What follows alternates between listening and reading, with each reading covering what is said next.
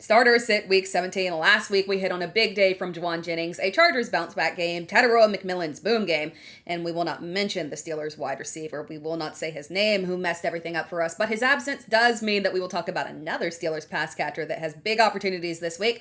But overall, excellent week for our key matchups, so we will run it back again with championship week starts that can single-handedly win your league this week. This is it, people. Our last start sit of 2025. Let's go ahead and dive in. Kenneth Gainwell will be an easy top 24 back for me this week. Yeah, that's right. Lean into it, people. I rank in half PPR. So most of the time, unless I state otherwise, I'll give you stats in half PPR, but they're generally close enough to where it doesn't really make a big difference. But for Gainwell, I will give you some full PPR stats because it's not the groundwork that's been carrying him. It is the fact that he's been operating as the de facto wide receiver one for the Steelers. I'm not joking on that one. He literally leads the team in receptions. He has had 7 targets over the past 3 games, and quite frankly, with the exception of a matchup in week 13 against Buffalo, which is understandable because Buffalo was very solid against the pass, Gainwell outside of that game has had a minimum of 5 receptions every single week since week 11. And it's not checkdowns and just get down, right? No, my man runs after the catch to the tune of 5 receptions for 78 yards last week against Detroit. Again, outside of that game against Buffalo, Gainwell has been a top 12 back. Yeah, a top 12 back every single game since week 11, except for that one game. And now we'll be without DK Metcalf. Expect targets to be up and good to Kenneth Gainwell this week. Cleveland has been a terrible matchup if you look at the overall numbers, but Cleveland defense, it has been waning recently, unfortunately. The defense of today is not the defense of 2 months ago. We saw it last year. When Cleveland is not competing, the defense just falls apart at the end of the season. They've been ripped apart by Tony Pollard, DeAndre Swift, and James Cook over the past 3 weeks. Yeah, lean into Kenneth Gainwell. I can admit I was very much so against starting Stefon Diggs last week because he struggled significantly once Kayshon Boutte returned from injury. In weeks 13 and 15, and of course New England had the week 14 bye week, but in weeks 13 and 15, he had just 4 fantasy points in each game in half PPR. In week 16, he took full advantage of the Baltimore defense with 9 receptions on 10 targets for 138 yards and a top 10 finish on the week. It was amazing. I clearly underestimated him and the motivation he has to hit his numbers. He has mouths to feed, right? And he is unlocking those incentives. And clearly, Drake May, sweet young man that Drake May is, he's more than happy to help deliver those bonuses to Diggs because, he wants and needs them. And there's more reason to love Diggs this week. He's got a great matchup against the Jets, and everybody loves that. And even better for Diggs specifically, Kayshon Boutte is out, Demario Douglas is questionable, Mac Hollins is out. This only increases his target share, which was very strong last week. And last time we saw him with the Jets in the first matchup, he had 9 receptions on 11 targets for over 100 yards. Expect another strong performance from him. He has moved up significantly in rankings for me this week. Streaming options at quarterback are crumbling right before our eyes to the point where people might have to roll out a guy like Jackson Dart despite coming off a game where he literally completed 7 passes for 33 yards. I repeat, 7 passes for 33 yards. Why mess around with that level of volatility when you could just turn to a guy who has had a minimum of 17 fantasy points in each of the past 4 games? Tyler Shough. Yeah, that's right. Tyler Shough. And he's been a very good option in decent matchups. He is legit. We talked about Shough in the waiver wire video. Shough has moved up into my top 12 quarterback rankings this week, and that is not an anomaly. I am not an outlier on that. He is top 12 in Fantasy Pros consensus ECR, and with very good reason. A matchup with Tennessee, a team that has allowed the 8th most fantasy points to opposing quarterbacks. That is a big reason why we should trust him.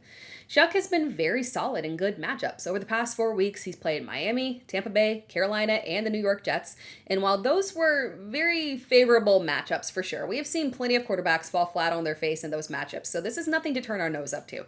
In those games, he had 18 fantasy points, finishing as QB 12 on the week against Miami. He showcased upside on the ground against Tampa Bay, having 2 rushing touchdowns and finishing as QB 6 on the week. He had 18 fantasy points against Carolina and 17 against the Jets. Again, at this point, we've got multiple quarterbacks that are dealing with injuries. Jordan Love was just ruled out. J.J. McCarthy is done for the season. Lamar Jackson is dealing with a back injury.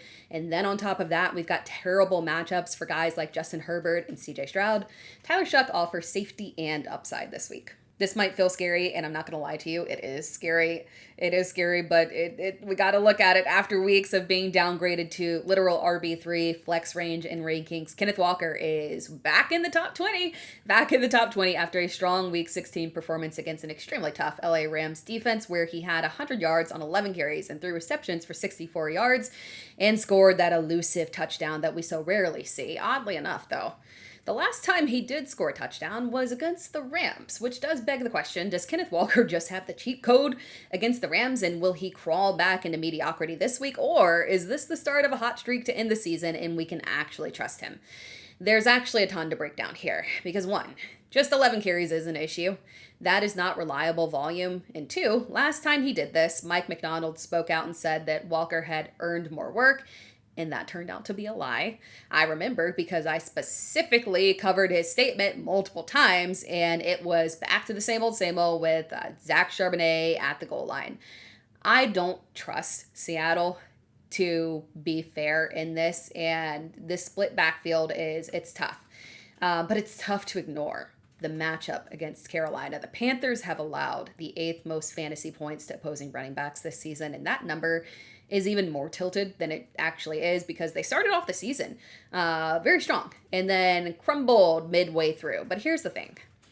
Would you rather throw Week 17 hopes on guys like Michael Carter in an unknown split, or Breece Hall in literally any matchup, or Kenneth Walker in a great matchup who actually does have a ton of upside? Naturally, he is a strong upside play that you maybe can trust. The problem never, and quite frankly will never be DJ Moore. He is not the problem. The problem is that there are too many mouths to feed in this offense. It has been a wild season for DJ Moore, a season of seasons, if you will. The first phase of his season was just flat out mediocrity, between 7 and 11 fantasy points in half PPR every single week through Week 8. It was insane, it was underwhelming, and it was frustrating. Then he turned into the next phase of the season, which was his season of volatility, where he could give you 21 fantasy points or 0 fantasy points. I'm not joking. He literally hit both of those exact numbers multiple times. But perhaps DJ Moore has entered phase 3, a trust phase here, because for the first time this entire season, Moore has had back-to-back top 10 weeks. It's a Christmas miracle, people, and he is poised to three-peat in an excellent matchup with San Francisco, a San Francisco defense that I have zero confidence can stop anyone at this point. And it's no offense to them. It's not their fault. They've been doing the best they can with what they've got. But what they've got just is not getting it done. Since Week 5, the only quarterbacks that haven't thrown for yards on them were literally just rookie quarterbacks. I'm not exaggerating. It was specifically Cam Ward, Shadur Sanders, and Jackson Dart. Oh, and Bryce Young. I guess that kind of counts too. Caleb Williams should be able to handle this defense with ease, and DJ Moore should be the primary target. Even with the return of Luther Burden, Moore is still a solid start. Trevor Lawrence is absolutely in his bag again as a Clemson alum who is going through it. Let me just revel in this moment. Let me have this one. The man has thrown 10 touchdowns in the past 2 games. The last time he threw just one touchdown, was way back in Week 10 against Houston. Totally understandable. He is throwing for volume. Touchdowns are literally raining, and all of his pass catchers are benefiting. Now, last week specifically, it was Parker Washington with a massive day, but we talked about that in previous videos. That was likely a function of the matchup against Denver. This week's matchup against Indianapolis is far more agreeable to all Jags receivers. The Colts' defensive numbers are tilted because they were a little bit stronger, and then unfortunately they've gone through a lot of injuries. They have come apart recently. Now, in the last matchup here that we had between these two teams, Trevor Lawrence had a modest day, 19 fantasy points, if you can call that modest, because Travis Etienne had a multiple touchdown game. But the receivers were all supplied with volume. Parker Washington did not play in that matchup, but Brian Thomas Jr. had an okay day. That was the first day that he actually looked like himself.